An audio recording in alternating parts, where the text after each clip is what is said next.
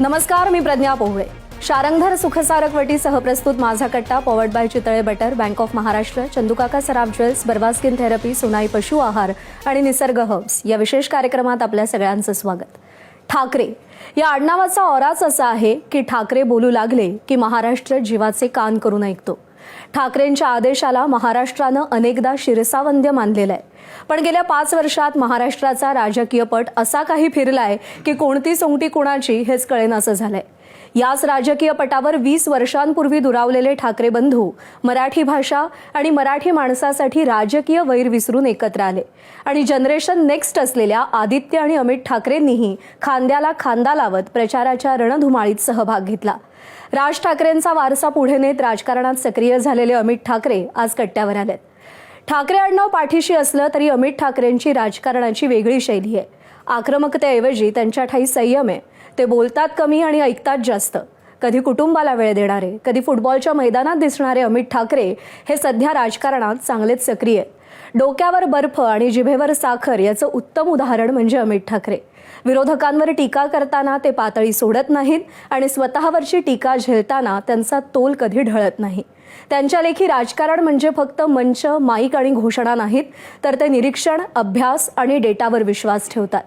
ठाकरे बंधूंच्या युतीचा बोलबाला आहे, पण ही युती म्हणजे जेन झीच्या भाषेतली सिच्युएशनशिप आहे की लॉंग टर्म रिलेशनशिप आहे? मनसेच्या स्वतंत्र राजकारणाची पुढची वाटचाल काय? शिवसेना मनसे युतीतला मोठा भाऊ कोण? मराठी भाषा आणि मराठी माणसासाठी ठाकरे काय करणार? यासह इतरही अनेक मुद्द्यांवरती अमित ठाकरे यांच्याशी चर्चा करूया. अमितजी नमस्कार, आपलं स्वागत. नमस्कार. अमित, जेव्हा प्रज्ञा तुझ्याबद्दल तुझं वर्णन करत होती तेव्हा तुला त्यात बऱ्याच गोष्टी आश्चर्य वाटाव्यात अशा होत्या का सगळं तुला पटत होतं? तुझ्याबद्दलचं जे बोललं जात होतं ते एवढा अभ्यास केला माझ्याबद्दल हे मला पण असं की जिभेवर साखर, डोक्यावर बर्फ वगैरे, खरंच तू तसा आहेस? हा, म्हणजे तुम्ही आता माझे वडील कम्पेअर केलं तर माझं कम्पॅरिझन तर डेफिनेटली असं आहे की कट्ट्यावर म्हणजे आता आदित्य आला होता त्याच्या राजकारणाच्या अगदी सुरुवातीच्याच दिवसांमध्ये. त्याला आता जवळपास 10-12 वर्ष होऊन गेली. बरोबर. तुमच्यामध्ये 2 वर्षाचं अंतर आहे. बरोबर. तुला असं वाटत नाही की तू एक 10 वर्ष उशिरा आलायस कट्ट्यावर? नाही, कट्ट्यावर हो, पण मी राजकारणात पण उशिराच आलो. 2019-20 मध्ये माझं पहिलं उशिरा राजकारणामध्ये पण जरा उशिराच आला, जरा आधीच यायला हवं होतं असं तुला वाटत नाही मागे वळून बघता? नाही, मला राजकारणात यायची खरं तर इच्छा नव्हती कधीच. आणि माझे वडील राज ठाकरे नसते तर मी राजकारणात आलो पण नसतो. जी आत्ताची परिस्थिती आहे ती बघून एक सामान्य तरुण असतो तर मी राजकारणात आलो नसतो. पण 2014 नंतर मी एक पक्षाचा, माझ्या वडिलांनी एक कष्ट करून एक पक्ष उभा केलाय. 13 आमदार आले, अनेक ठिकाणी नगरसेवक आले, नाशिकमध्ये सत्ता आली, उत्तम काम झालं. पण 2014 नंतर मला कुठेतरी वाटलं की आता मला यायची गरज आहे, कारण कुठेतरी माझे वडील एकटे पडायला नको. कारण एवढा मोठा पक्ष बांधल्यानंतर मी काहीही केलं असतं, पण मला वाटलं कुठेतरी समाजसेवेमध्ये मला आधीपासून रस होता. कारण 2014 पासून मला वाटतं की शिवाजी पार्कची जी रेएंट्रीज होते तो विषय घेतलेला, ती आपण वाचवली. ती मरत होती, त्यांना एक आजार लागलेला, तर ती आपण म्युन्सिपल कमिशनरकडे जाऊन ती वाचवली. असं अनेक समाजसेवेचे कार्यक्रम मी करत आलो. पण मला वाटतं की राजकारणात यायची माझी इच्छा नव्हती. पक्षाला जेव्हा उतरता काळ लागला तेव्हा मला वाटलं की मी आलो पाहिजे आता, कारण चढत्या काळात येण्यात काही पॉईंट नाही आहे. कारण मला तेव्हा राजकारणातच रस नव्हता. उतरत्या काळात मी आलो पाहिजे की कुठेतरी माझ्यामुळे 10% जरी माझ्या वडिलांना कुठेतरी ती ताकद मिळाली तर माझ्यासाठी ती मोठी गोष्ट आहे असं मला वाटलं. म्हणून मी तेव्हापासून काम चालू केलं आणि माझ्या वडिलांना जेव्हा योग्य वाटलं तेव्हा 2020 मध्ये त्यांनी मला आणलं. त्याच्याबद्दल आपण बोलूया. पण एक मला आता तू बोलत असताना एक माझ्या गोष्ट लक्षात आली की तू कदाचित असं एकमेव असशील की ज्याचे आई वडील, आजी आजोबा, नंतर काका, चुलत भाऊ, एवढंच नाही तर सासरा सुद्धा माझा कट्ट्यावर आलेला आहे. म्हणजे इतकी लोक एखाद्याच्या आयुष्यातले कट्ट्यावर आले असण्याची ही पहिलीच वेळ असणार आहे. तर त्यामुळं मला असं होतं की अरे तुला तर खूप पूर्वीपासून, म्हणजे 5 वर्षांपूर्वी नाही, तू 7-8 वर्षांपूर्वीच यायला हवं होतंस राजकारणात आणि कट्ट्यावरही. यायला हवं होतं, पण कॅमेरा कॉन्शियस असल्यामुळे ते जरा मी थोडा अशा या गोष्टींपासून थोडा लांब असतो. माझ्या निवडणुकीमुळे मला खूप गोष्टी कराव्या लागल्या, इंटरव्ह्यूज आणि सभा वगैरे. पण मी काम करण्यात विश्वास ठेवतो. मला असं कॅमेरा समोर येऊन मी जरा खूप कॉन्शियस होतो, त्याच्यामुळे माफ करा मी थोडा उशिरा आलो. आत्ताही तू कॉन्शियस आहेस झालेला? खूप खूप खूप आणि मला खोटं पण बोलता येत नाही, त्याच्यामुळे खूप. आता तुमचे इंटरव्ह्यू सुरू आहेत. आता तू सांगितलंस की जेव्हा थोडी उतरती कळा लागली तेव्हा बाबांना थोडी मदत व्हावी या हेतूनं तू राजकारणात आलास. पण आता असं झालं की दोन्ही पक्ष जिथून फुटून बाहेर पक्ष म्हणजे निर्माण झाला, राज ठाकरेंनी जिथून फुटून बाहेर पडून स्वतःचा पक्ष निर्माण केला, आता ते दोन्ही पक्ष एकत्र आले. तर जसं कट्ट्यावर यायला तुला उशीर झाला, तसं ह्या दोन पक्षांनी एकत्र यायलाही थोडा उशीर झाला असं तुला वाटत नाही? नाही, प्रत्येक गोष्टीची मला वाटतं एक वेळ ठरली असते. प्रत्येक गोष्टी मला वाटतं एक गोष्ट नशिबात लिहिली असते. आणि मला पत्रकारांना मी काल पण विचारलं की 2009 म्हणजे जेव्हापासून हे आपलं महाराष्ट्र नवनिर्माण सेना आलं आणि शिवसेना हे दोन पक्ष वेगळे झाले, तेव्हापासून 2009 पासून 12, 14, 17, 19, 24 ह्या 6 निवडणुकांमध्ये माझ्या वडिलांना आणि उद्धव साहेबांना विचारलं गेलं की दोन भाऊ एकत्र येऊ शकतात का. आता आल्यावर तुम्ही विचारता का आलात? नाही, तुम्ही एवढी वर्ष का विचारत होता की येऊ शकता का? पण मी असं नाही विचारलं की का आलात. मी तर म्हटलं की ते तू 2009 म्हटलं ना, तेव्हापासून आम्ही म्हणत होतो. प्रत्येक गोष्टीची वेळ ठरली असते ना. तेव्हा आमचे काही मतभेद असतील, पण आता मला वाटतं की आम्ही ज्या गोष्टीसाठी एकत्र आलोय ती मला वाटतं आमच्या मतभेदांपेक्षा खूप मोठी आहे. आणि मी ते सगळं बॅगेत सोडून आलोय. मी तरी मी माझं तुम्हाला सांगू शकतो, मी माझं सगळं जे झालंय ते मी बॅगेत सोडून आलोय. कारण शेवटी राजसाहेब आणि उद्धव साहेबांचा तो विषय होता. ते दोघं एकत्र आल्यामुळे मला वाटतं की मी ते मुलगा म्हणून पण आणि पुतण्या म्हणून पण आणि भाऊ म्हणून पण मला वाटतं की आम्ही एकत्र आलो पाहिजे. मी सगळं विसरलो, कारण मी इमोशनल आहे. मला कुठची गोष्ट डोक्यात ठेवली ना की मला तसं काम नाही करता येणार. मी सगळं बॅगेत सोडून आलोय, कारण मला माहिती आहे आपण एका मोठ्या उद्देशाने आलोय. म्हणजे तुला स्वतःला, म्हणजे आता तर फॉर्मली एकत्र आलात, पण तुला हे सगळं होण्याच्या आधी असं कधी वाटत होतं की आपण एकत्र आलो तर जास्त, ज्या कारणासाठी तू राजकारणात आलास त्याला त्याची मदत होईल, आपण एकत्र यायला पाहिजे, दोन्ही पक्षांचे विचार शेवटी एकच आहेत तर आपण एकत्र आलं पाहिजे, असं कधी वाटत होतं? पण प्रयत्न पण झाले ना तसे. पण मी बोललो तसं, प्रत्येक गोष्टीला एक वेळ असतो, एक काळ असतो, एक नशीब असतं, तेव्हाच त्या गोष्टी घडतात. अच्छा. आता पण मला जेव्हा विचारलं गेलं युती व्हायच्या आधी की दोन्ही भाऊ एकत्र येऊ शकतात का, माझं उत्तर सिंपल होतं की दोन्ही भावांकडे एकमेकांचा फोन नंबर आहे, ते फोन करू शकतात. आता ते एकत्र येण्यासाठी सरकारने हिंदी सक्ती करावी लागली.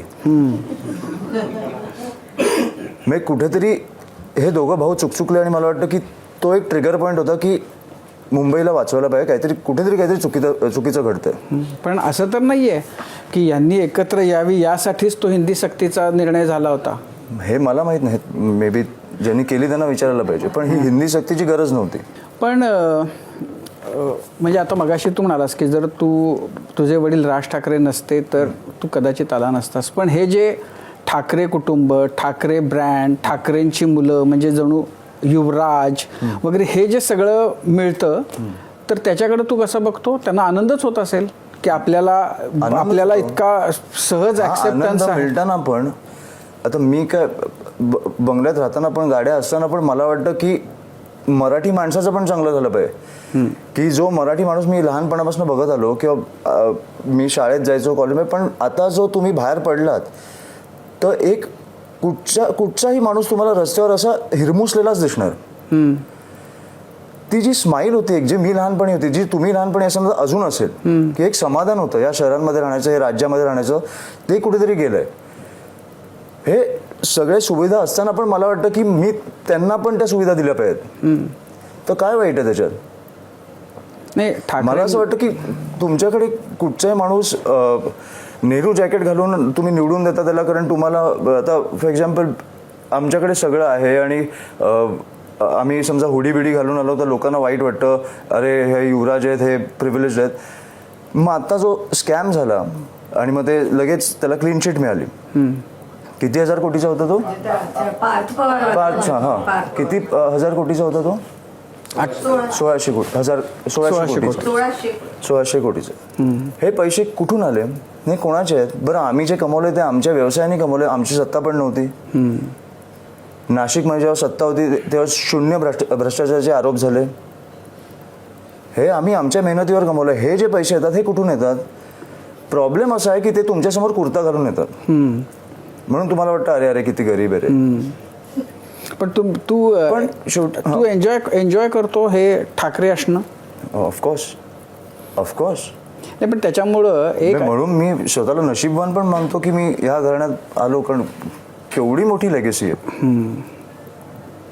तुझ्या म्हणजे आता असं आहे की आता तुझ्यासाठी तर असं की आजोबा, खरं तर आजोबा आणि वडील असे तीन.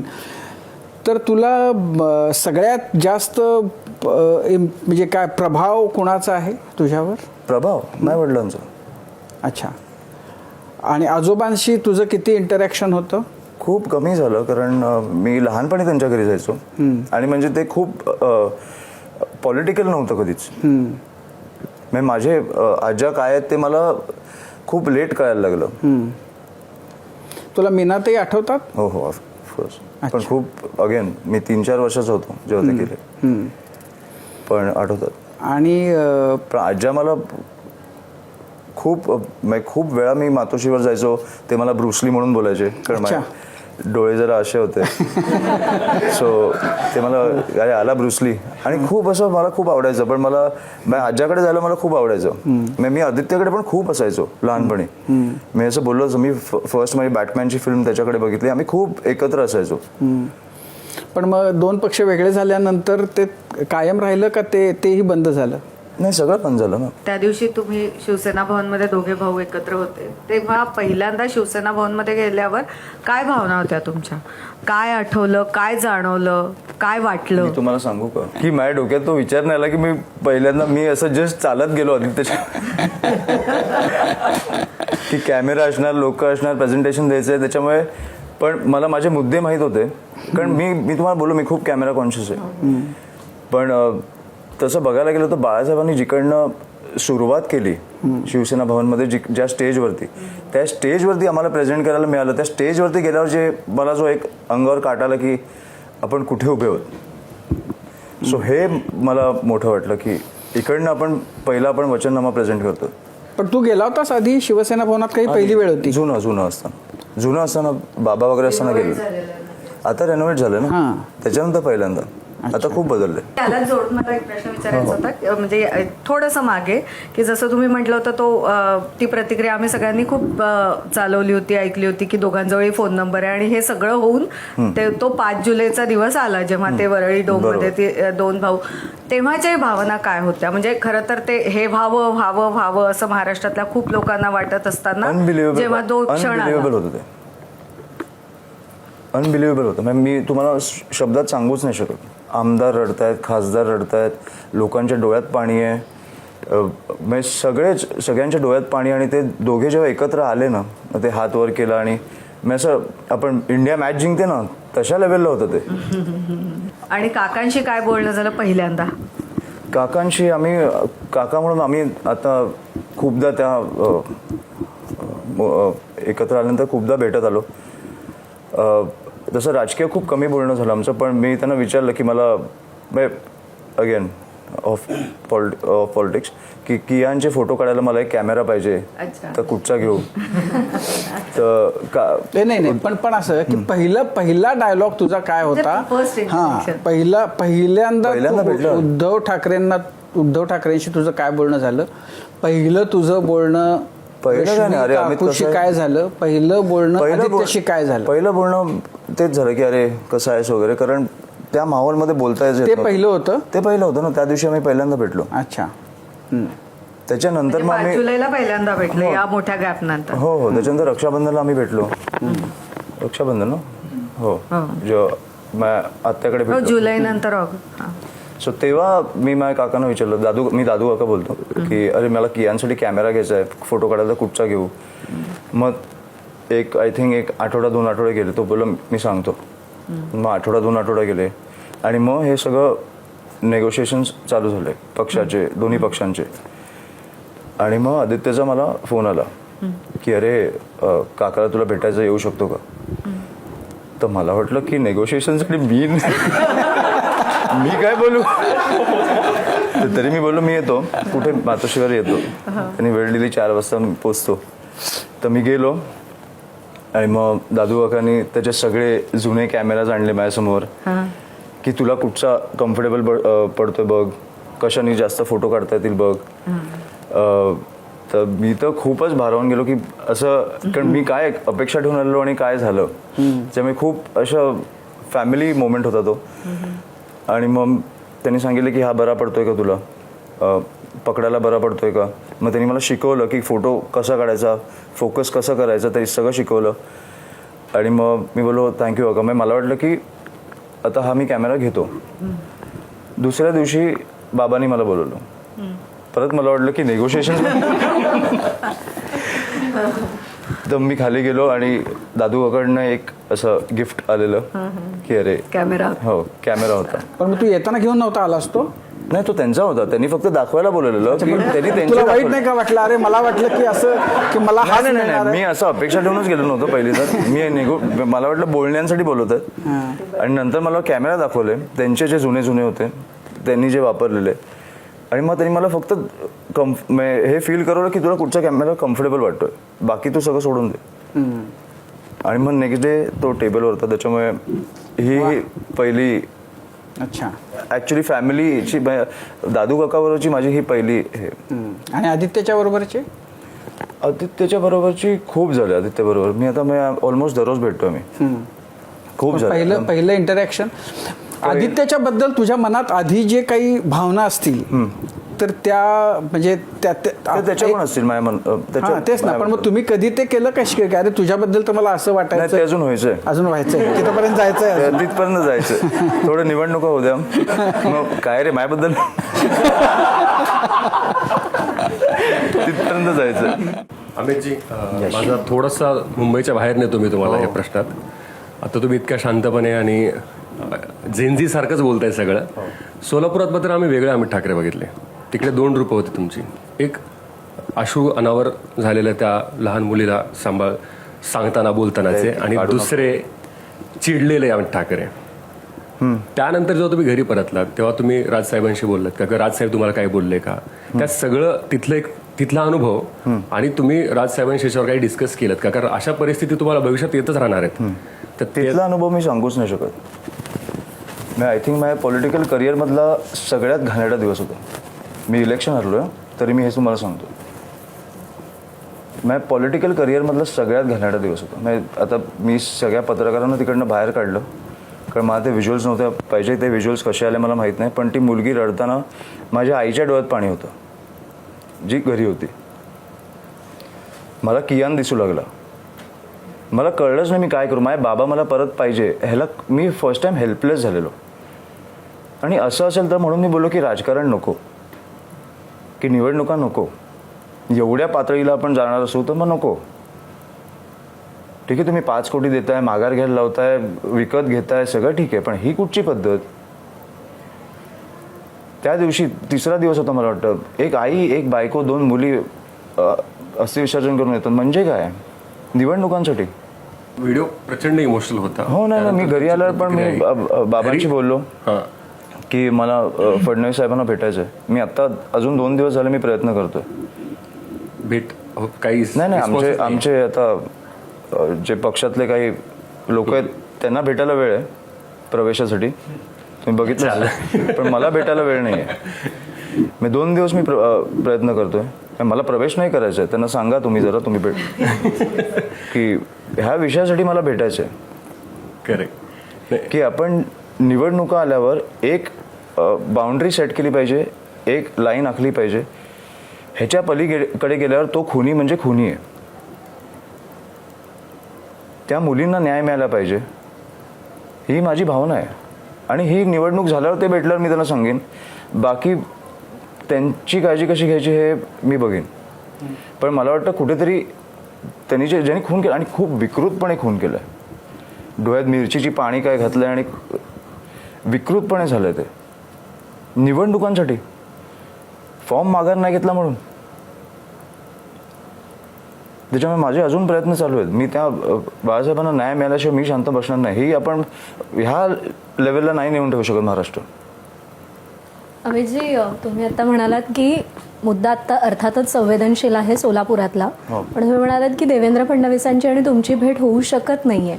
ऑन द अदर हँड तुमच्या बाबांची आणि देवेंद्र फडणवीसांची 2 वेळा भेट झाली आहे, गुप्त बैठक झाली आहे जी अजूनही डिकोड झालेली नाहीये. तुमच्या बाबांची आणि देवेंद्र फडणवीसांची भेट दोन्ही भावांची युती होण्याआधी एकदा राज ठाकरे आणि देवेंद्र फडणवीसांची 2दा भेट हे बघा, ते झाली एका असे हॉटेलमध्ये. मोठे हॉटेलमध्ये मी नव्हतो मग. पण त्याची चर्चा तर खूप जास्त झाली पण मी या गोष्टी बोलत नाही. काय चर्चा होते मी ह्या गोष्टीत पडत नाही. फॉर एक्झाम्पल तुम्हीच बोलता, अनेक लोक एकमेकांना भेटू शकतात ना नेते म्हणून, की नाही? मग तुमच्या वेळेला ज्या प्रकारचं राजकारण होतं त्या प्रकारे आपण काय ना करत होतो आता, की टीका केली म्हणून आपण त्या लोकांना भेटू नाही शकत. माननीय बाळासाहेब आणि पवार साहेब एकमेकांवर टीका करायचे, एकमेकांच्या विरोधात होते, पण भेटायचे ना. तर मला वाटत नाही की मैत्री सोडली आहे या दोघांनी, पण भेटू तर शकतात. माझं म्हणणं होतं की सोलापूरच्या विषयावर मला भेटायचं आहे. ते प्रचारात कुठेही असतील तिकडे त्या प्रचारात जाऊन मी भेटीन, पण मला भेटायची इच्छा आहे. तुम्ही म्हटलात राजकारणात तुम्ही उशिरा आलात, पण निवडणुकीच्या रिंगणात लवकर उतरलात, त्यावेळी गडबड झाली किंवा मग ते बॅकग्राऊंड तयार करायचं होतं? जसं आपण आदित्य ठाकरेंच्या वेळी बघितलं की एक बॅकग्राऊंड तयार झाला आणि मग ते निवडणुकीच्या रिंगणात उतरले. तसं बॅकग्राऊंड राज ठाकरेंना तयार करता आलं नाही किंवा मग ते समीकरण जुळलं नाही, कारण तिथे तिहेरी लढत झाली. नाही, समीकरण वगैरे आम्ही त्याच्यासाठी गेलोच नाही. तुम्ही बघितलं असेल तर शिंदे गटातले आमदार गेट खाली आलेले साहेबांना भेटायला, ते भेटले नाही साहेब, कारण आम्हाला बोलण्या करून हे करायचं नव्हतं. मी उतरलेलो कारण माझ्या पक्षाला गरज होती. माझी जबाबदारी होती नेता म्हणून की कुठेतरी मी काहीतरी देऊ या समाजाला आणि पक्षाला. त्याच्यामुळे मी विचार केला की, आणि मी जस्ट मीटिंगमध्ये बोलून गेलो की आपण सगळे उभं राहिलो पाहिजे, पक्षाला गरज असेल तर मी पण उभं राहायला तयार आहे. हे आमच्या पक्षाच्या बैठकीत झालेलं. त्याच्यानंतर ते बाहेर पसरलं, कोणतरी येऊन काही पत्रकारांना बोललं असेल आणि मग ते साहेबांपर्यंत गेलं. तर साहेब मला बोलले, काय तू काय हे बोललास? तर तेव्हा वाईट वाटत होतं, कारण तुमच्या काकांचाच पक्षातला एक उमेदवार तुमच्या विरोधात होता. आणि मग हे पण वाईट वाटू शकतं ना की लोकसभेला ज्या माणसाच्या मुलासाठी माझे वडील जाऊन सभा घेऊन आले त्यांनी पण दिला. वाईट वाटलं? नाही, वाईट नाही वाटलं. तुम्ही बोलता वाईट वाटलं असतं तर ह्याच्यासाठी पण वाईट वाटू शकतं ना.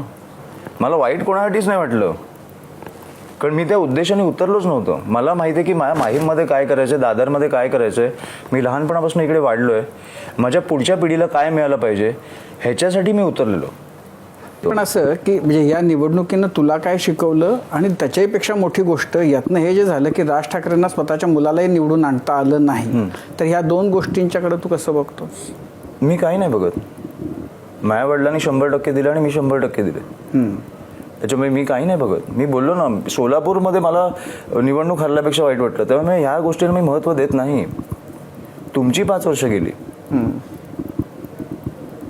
तुमची पुढची पिढी येणार आहे, त्यांच्यासाठी असंच सगळं बकाल राहणार आहे. तुमचा चॉईस आहे तो. माझं काय आहे, राजपुत्र आहे. आत्ता जी तुम्ही दोघांनी जी हे केलं, दोघांचा जो वचननामा, ते प्रेझेंटेशन जे होतं, तर त्याच्याबद्दल आता 2 अबोध बालकं ज्यांना विषय धड माहिती नाही अशी 2 येऊन त्यांनी प्रेझेंटेशन केलं. आणि आता मला तर म्हणजे मुख्य प्रश्न हा आहे की जो विषय महापालिकेच्या आवाक्यातलाच नाही, त्या गोष्टी तुम्ही कशा काय बोललात तिथं, की आम्ही 1500 रुपये देऊ, आम्ही मेडिकल कॉलेज काढू, आम्ही राज्य सरकारकडनं तर करून घेऊ शकतो. नाही, राज्य सरकार पण तुमचं सरकार नाही आहे ना, ते त्याच्यासाठी तुम्हाला शिंदेकडे जावं लागेल ना, एक नगरविकासकडे जावं लागेल. 1500 रुपये का नाही देऊ शकत आम्ही? तुम्ही महापालिका असं थोडंच देऊ शकते. महापालिकेचं बजेट आहे आणि घरकाम करणाऱ्या महिलांसाठी येते. म्हणजे आपण ज्यांना घरकाम करणारे बोलतो, हे सगळ्या महिलांसाठी नाही आहे. जसं लाडकी बहीण झाली तसं नाही आहे, किंवा आम्ही ऑफिशियली घूस नाही देतो. जे हे विषय की 700 स्क्वेअर फुटाच्या पलीकडच्याच तुम्ही टॅक्स माफ करणार, हा तर तुमच्या अखत्यारीतलाच विषय नाही, तुम्ही ते करू हो शकत नाही. त्याच्यासाठीच साहेब बोलले ना त्या दिवशी की राज्य सरकारला नाही तर बोलू द्या. ज्या गोष्टी महानगरपालिकेत येतात त्या तर करूनच घेऊ, पण राज्य सरकारकडे काही विषय येतात, आम्ही विषय घेऊन जाणार, त्यांना नाही तर बोलू द्या. मी हेच तुम्हाला सांगतोय. हे लाडकी बहीण वगैरे किंवा युपीमध्ये तुम्ही 10,000 वाटा, बिहारमध्ये ते म्हणजे काय आहे? आणि पण असं आहे की ते- निवडणूक चालू असताना तुम्ही कसे वाटू शकता? नाही, ते त्यांनी वाटले, पण नाही, इथं मग तुम्ही हे- तुम्ही ठरवलं तरी तुम्ही वाटू शकत नाही, तुम्ही देऊ शकत नाही राज्य ना. सरकारकडनं आपण घेऊ शकतो, ती तरतूद आहे आणि आपण त्यांना देऊ शकतो. असं काही नाही करू शकत असं कुठचाही गोष्ट नाही आपल्याकडे. अरे पण जी तुमच्या हातातली नाही म्हणून तुम्ही त्या दिवशी साहेब बोलले की त्यांना नाही तर बोलू द्या, काही गोष्टी राज्य सरकारच्या हातात आहेत, अच्छा. पण ह्या गोष्टी आम्हाला करायच्या आहेत. तुम्हाला त्यांचा नकार आता for कागदावर example- आणायचा आहे. हो. आता फॉर एक्झाम्पल काही गोष्टी ज्या तुम्ही जसं बोललात की तिकडे शिवसेनेचे आमदार आहेत माहीममध्ये, काही गोष्टी जे मला पाहिजेत ते मी त्यांच्याकडनं करवून घेऊ शकतो. तसंच आहे आता ना तर की- ते तुमच्या बाजूचे आहेत, पण पण ते ह्यांना हे नाही तर तुमच्या बोलू द्या. बाजूचं नाहीये. आम्ही लोकांसाठीच करतोय पण ना. असं आहे की त्यामुळं ही दोन अबोध बालकं काही बोलतायत आणि असं एक तुमच्याबद्दल तुमच्या यांचं वचन- विरोधकांनी तुमच्याबद्दलचं जे एक वातावरण निर्माण केलं, तर त्याच्याकडं म्हणजे अबोध बालकं कशी बघतायत? मी तुम्हाला सांगू का, ह्या पेड ट्रोलर्सकडे मी बघत नाही. ह्यांना बसवलंय हो. तुम्ही बघता, मी नाही बघत ह्या लोकांकडे. तुम्ही नाही, जर हे तर मुख्यमंत्री बोलले. मग मी नाही बघत. अच्छा. त्याच्या आधी तो शेवाळे बोलले. शेवाळ्यांनी सुरुवात केली ना मला वाटतं. मी नाही बघत. जे कानावर पडतात त्या गोष्टी, हा ठीक आहे, बालकं तर बालकं. मला वाटतं ज्या प्रकारे आम्हाला रिस्पॉन्स येतोय की पेट पार्क्स असतील किंवा कॅन्सरचं हॉस्पिटल असेल किंवा पाण्याचा प्रश्न सोडवण्याचा विषय असेल, ह्या गोष्टींवर आम्हाला जे रिस्पॉन्स येतोय आणि हे आम्ही करणार. पण हे जे आपल्याबद्दल जे नकारात्मक ऐकू येतं त्याच्याकडे दुर्लक्ष करायचं, हे कधीपासून सुरू झालं? सुरुवातीपासून मला फरक नाही पडत. म्हणजे अगदी तू राजकारणात आला तेव्हापासून की त्याच्या आपण- आधीपासून. अच्छा. ऐकायचंच नाही, बघायचंच नाही. कोण बघणार? त्यांचा पक्ष, ते त्या लोकांना पैसे देत आहेत आणि आपणच ते जाऊन बघायचं. मग ह्याला काय लॉजिकच नाही आहे की मी का जाऊन बघू की तुम्हीच पैसे देताय, आम्हालाच ट्रोल करताय आणि आम्ही येऊन ते ट्रोल बघणार. ह्याला काय पॉइंट आहे? पण असं आहे की पण त्याच्यामध्ये विधायक सुद्धा काहीतरी चांगलं तुम्हाला सुधारणा व्हावी तुमच्यात म्हणून पण कोणी काही सांगू शकतं ना? त्या कॉमेंट्स माझ्याकडे पोहोचतात. त्यासाठी माझी टीम आहे अच्छा. जी मला पाठवते की हे पण काहीतरी तुझ्याबद्दल कोणी वाईट लिहिलं तर ते तुझ्यापर्यंत येतच नाही. नाही. अच्छा. नाही, असं काहीतरी ट्रोलिंग असेल तर नाही येत. कन्स्ट्रक्टिव्ह क्रिटिसिझम येतं की अमित तू इकडे चुकतोयस, हे असं कोणीतरी लिहिलं समजा, कोणी ज्येष्ठांनी वगैरे, तर येतं माझ्याकडे. पण असं हळवेपणानं खूप दुःख झालं कुठल्या तरी टीकेनं, अशी कोणती होती? नाही मला नाही. आत्तापर्यंत नाहीच नाही आहे. शी कुठचीच नाही. म्हणजे तुम्ही मला टीका सांगा, मग मी सांगेन कशावर दुःख नाही, झालं. नाही, एकूण मी म्हणतो. नाही, मला असं आठवत नाही टीका कुठच्या झाल्या आणि दुःख झालं. अच्छा. तुम्हाला कुठच्या आठवत आहेत का? अमित, आत्ता दोन्ही भाऊ एकत्र आले, विशेषतः शिवसेना आणि मनसे यांची राजकीय युतीसुद्धा झाली.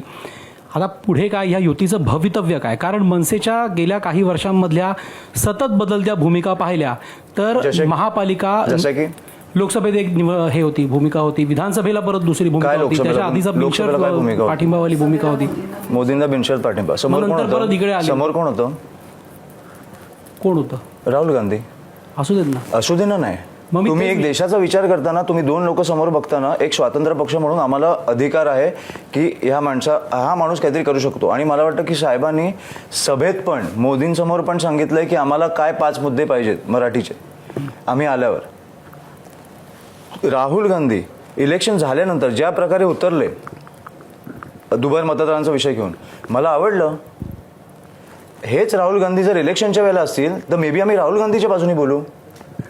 तुम्ही पण कुठच्याही चॅनल चुकीच्या माणसाला चुकीचंच बोलता ना आणि बरोबर केलं बरोबरच बोलता ना. ह्याच्यात बदलती भूमिका काय? भूमिका बदलणं म्हणजे मी राष्ट्रवादीला घेणार नाही, नाही, नाही, आमची युती होऊ शकत नाही, ह्याला भूमिका बदलणं बोलतात. ह्याला भूमिका बदलणं बोलतात. बरं, मग अशीच भूमिका राज ठाकरेंची पण होती ना कधी कधी? की कधीही कुठल्याही कोणाशी युती करणार नाही, कुठल्याही युती आघाड्यांमध्ये मला जायचं नाही, ही त्यांची पण काहीतरी भूमिका हो, होती. पण आता ते लोकांसाठी बदलले ना, माहीत स्वतःसाठी नाही ना. फॉर एक्झाम्पल मोदींसाठी पण भूमिका घेतली आम्ही. काहीतरी बोललो असतो की आम्हाला लोकसभेला इकडे पाठिंबा द्या, विधानसभेला स्वतःच्या मुलासमोर त्यांनी पाठिंबा नाही घेतला. जशी काळाची गरज असते तसं माणसाला बदलायला लागतं ना, की आता मराठी माणसासाठी एकत्र आलोय. बरं, दोन्ही पक्षाचा उतरता काळ असताना एकत्र आलोय, आता चढता काळ होईल. असं काय झालंय का की तू आम्हाला हे द्या, आम्हाला 5 कोटी पोचव, किंवा आम्हाला इकडे सीट दे, किंवा आमचे आमदार आण, किंवा आम्हाला MLC मध्ये दे, असं काय झालंय का? एकत्र येताना एक पक्षाची भूमिका असते आणि एक तुम्ही लोकांना फसवून येत आहे.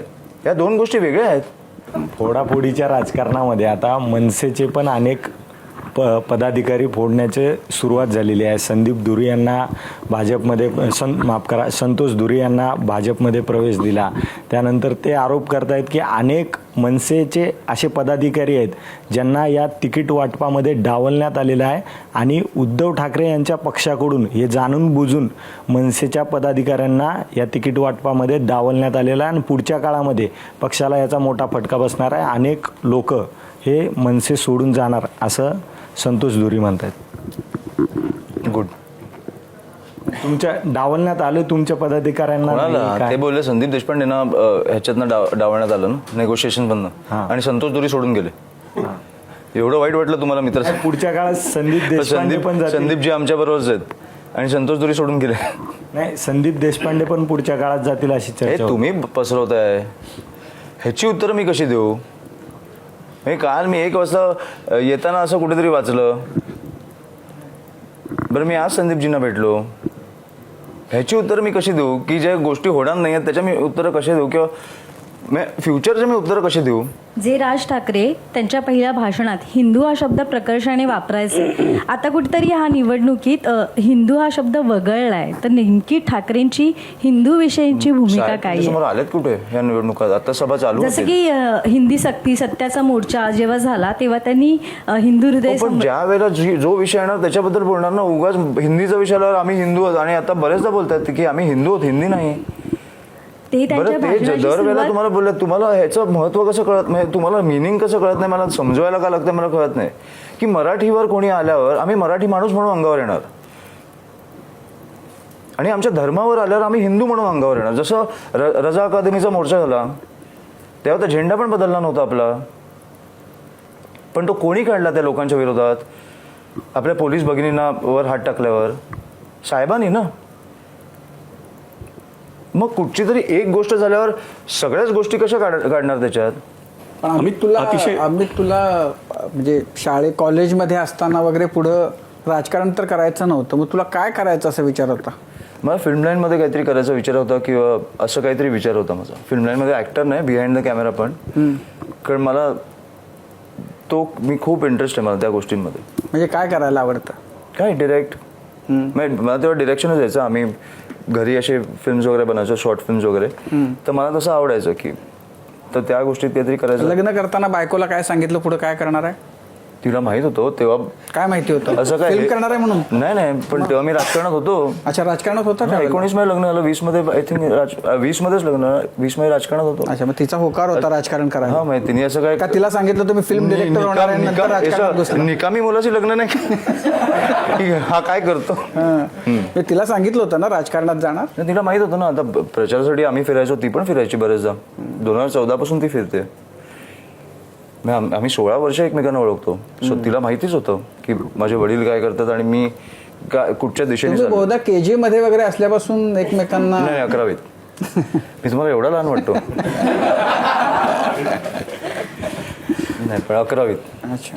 अमित, एका गोष्टीचा सातत्यानं उल्लेख झाला, पण खूप ओझरता उल्लेख झाला. तुला कॅन्सरसाठी हॉस्पिटल काढायचं आहे. काय मुंबईसाठी गरज आहे, काय महाराष्ट्रासाठी गरज आहे, आणि तुझा स्वतःचा अनुभव? माझा स्वतःचा अनुभव खूप भीषण होता. पण मी तुम्हाला सांगेन की अर्ली डिटेक्शन कॅन्सरमध्ये किती महत्त्वाचं असतं हे मला तेव्हा कळलं. कारण माझे सासरे डॉक्टर आहेत. मी तुम्हाला सांगू तर तो दिवसच माझ्यासाठी भीषण होता. मी इंजेक्शन घ्यायला घाबरतो आणि माझा खोकला थांबत नव्हता. तेव्हा मी, मला वाटतं, नाशिकला होतो. ते आपण जी कामं केली आहेत, 2017ची गोष्ट आहे, जी कामं केली आहेत त्याच्यावर एक आम्ही फिल्म करायला गेलेलो, आणि माझा खोकला थांबत नव्हता. मला कळतच नव्हतं काय होतंय. तर मी शूट करता करता मी घरी गेलो. मी माझ्या भावाला बोललो, माझा भाऊ होता माझ्यावर. मी बोललो मी रूममध्ये चाललो की हे थांबत नाही आहे. आणि रूममध्ये गेल्यावर मी ब्लॅकआउट झालो असं मला वाटतं एक 4-5 सेकंडसाठी. तर मला वाटलं काहीतरी सिरियस आहे. मी मित्राच्या वडिलांना फोन केला. ते बोलले की ठीक आहे, तिकडच्या कुठच्या तरी हॉस्पिटलमध्ये जा लोकांना घेऊन आणि मला फोन लावून दे. तर मी बोललो मी नाही जाणार आहे असा, कारण मला इंजेक्शन घ्यायला पण भीती वाटते. मी हॉस्पिटल नाही जाणार आहे, मी घरी येतो मग आपण बघू. घरी आल्यावर त्यांनी चेक केल्यावर त्यांना कळलेलं इकडे काहीतरी लंप होता. तर ते बोलले की आणि मिताली पण मला वाटतं तिला सर्दी खोकला होता. ते बोलले की आपण दोघांची ब्लड चेक करूया उद्या जाऊन. तर ब्लड चेकमध्ये परत नीडल्स. तर मी बोललो मी नाही येते, मिताली तू जा. आणि आमचं खूप हे राडा झाला. नेक्स्ट डे ते बोलले नाही तुला यायला लागणार अमित, हे मला काही साधं नाही वाटत आहे. मग आम्ही गेलो. ब्लड टेस्ट झाल्यानंतर ते बोलले की CT स्कॅन करायची. नाही CT स्कॅन नाही, त्याच्या आधी काहीतरी होतं, सोनोग्राफी. तर मी बोललो म्हणजे नाही अंगाला जेल लावून ते फक्त असं फिरवणार आणि अंगात काय ते बघणार. मग मी असं जेल लावून ठेवलेलं आणि तो डॉक्टर पॅनिक होऊन बाहेर गेला लगेच की एक्सरे काढायचा आहे. तर मी असाच जेल घेऊन उघडा असाच हॉस्पिटलमध्ये बाहेर गेलो, काय करायचं आहे. सो अशी ती स्टेज होती. त्याच्यानंतर मग CT स्कॅन झालं. मग बायोप्सीच्या वेळेला तर मी होप्सच सोडले की मला कळलं की काहीतरी गंभीर आहे. मी आईला फोन केला. आई प्रचारात होती, 17ची निवडणूक चालू होती. मी आईला बोललो आई आय थिंक सिद्धिविनायकच्या बाहेर होती, ती प्लीज आहे, मला हे नाही जमणार आहे. आणि म्हणजे एका दिवसात बेसिकली सांगण्याचा पॉईंट त्यांच्यामुळे ह्या सगळ्या गोष्टी माझ्या एका दिवसात झाल्या. आयुष्य बदललं.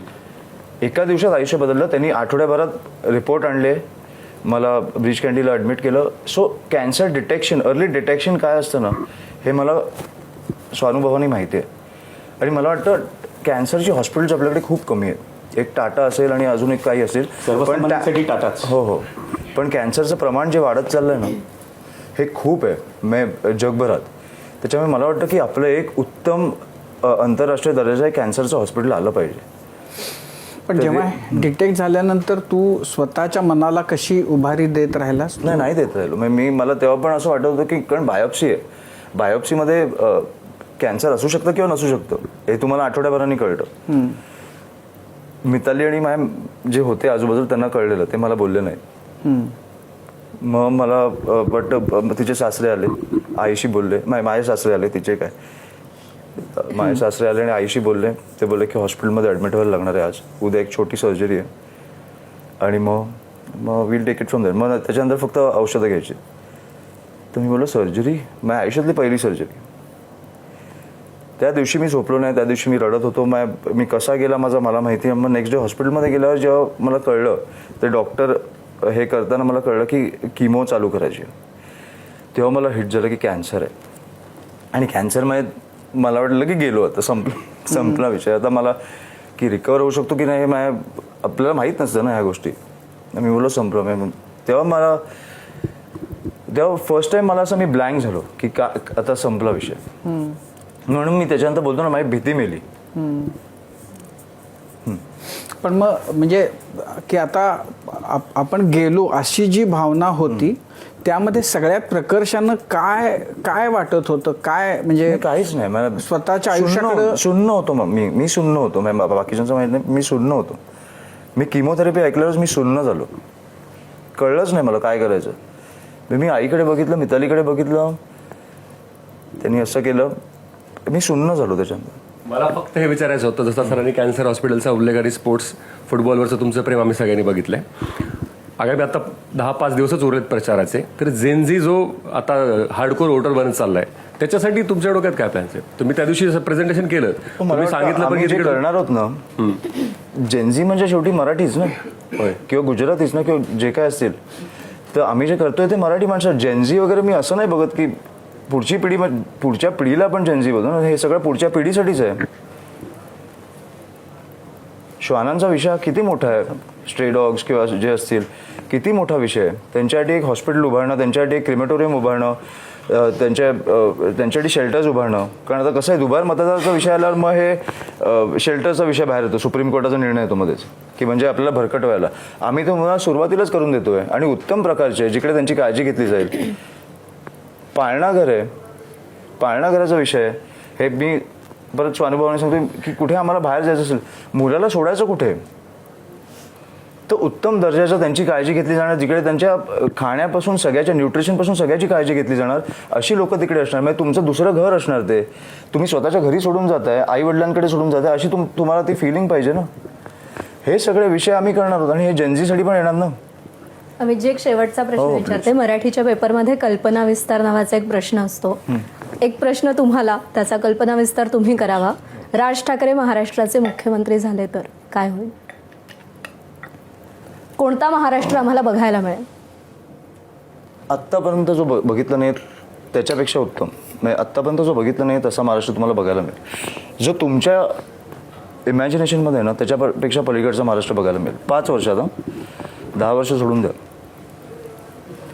मग क्राईम मुक्त असेल किंवा काही असेल, म्हणजे साहेबांनी सांगितलंच आहे, क्राईम मुक्त तर आपण 24 तासात करू शकतो. तुम्ही पोलिसांना तेवढी फक्त मुभा दिली पाहिजे की 24 तास जा आणि मला मुंबई साफ करून पाहिजे.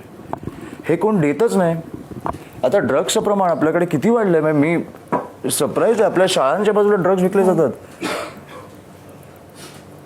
हे लोक येतात कुठून, ही हिंमत येते कुठून? हे कोणतरी चालवतोय ना. बरं, पोलिसांना माहित नाही का हा ड्रग्स विकतोय? तर माहिती आहे, पण पोलिसांना थांबवतोय कोण? सुतासारखा सरळ.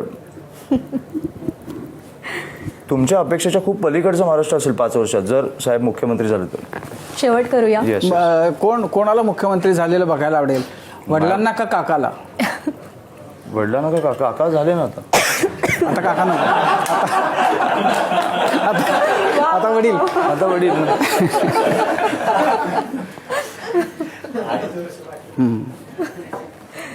अडीच स्प्लिट करू.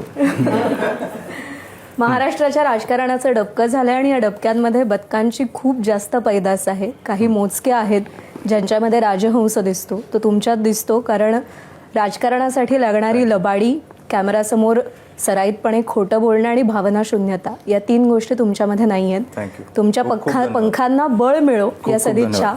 आणि धुरंधर सिनेमा सध्या खूप गाजतोय. त्यातलं एक खूप फेमस डायलॉग आहे की किस्मत ऐसी चीज है जो वक्त आने पर बदल जाती है. मला असं वाटतं मनसे अध्यक्ष, मनसेचे कार्यकर्ते आणि नेते या सगळ्यांसाठी कदाचित हा तो काळ असावा जिकडे नशीब बदलेल. बरोबर. 20वा वर्धापन दिन तुम्ही साजरा कराल मार्चमध्ये. त्याआधी कदाचित चित्र बदललेलं असेल असं तुम्ही आशावादी आहात. तुमच्या आशांना बळ मिळो या खूप खूप शुभेच्छा. धन्यवाद. कट्ट्यावर आलात त्याबद्दल आभार. धन्यवाद.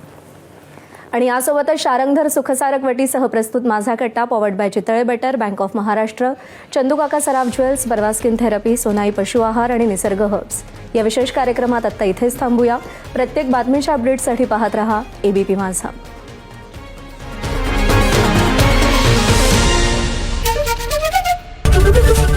एबीपी माझा, उघडा डोळे बघा नीट.